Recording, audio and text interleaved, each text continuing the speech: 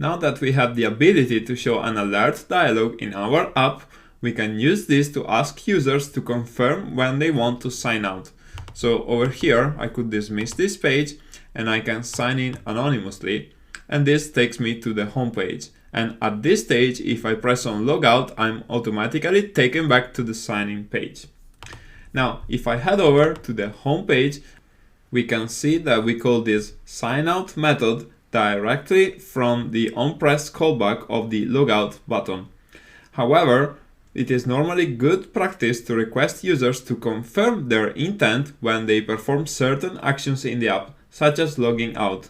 So what we're going to do now is to introduce a new method in this class that we can use to show a confirmation dialog when users tap on the logout button. As we will see, we will need to make some modifications to our platform alert dialog class. But before we do that, let's see if we can write a method that we can use to ask for confirmation to the user. So over here, I'm going to add a new method which will return a future of type void, and I'm going to call this underscore confirm sign out.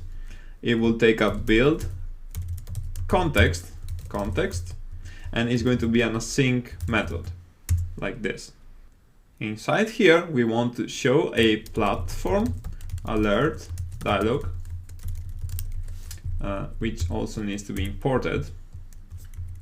And this takes a title, which could say log out, for example, and then a content. And here I could say, are you sure that you want to log out, like this. And then I also need to specify a default action text. And here I can simply say log out, like this.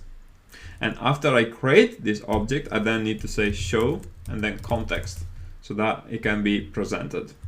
Okay, so what we want to do next is to check for the value that is returned after the dialog is dismissed. So because we have designed our platform alert dialog to return a future of type boolean, here we could type final did request sign out equals await and then platform alert dialog dot show. And then in here we can type if did request sign out is true, and then here we could call sign out like this. And of course we need to remember to pass this confirm sign out method to the onPressed callback over here. And because this takes a context, we are just going to turn this into a closure and pass in the context like this. Okay, so I think that this code that we have just written is very expressive, because with just a few lines of code, we have managed to create a dialog, show it, check its return value, and use it to perform some logic such as signing out the user. And I think this really shows the power of asynchronous programming in Dart. So this looks good, but we are not done yet.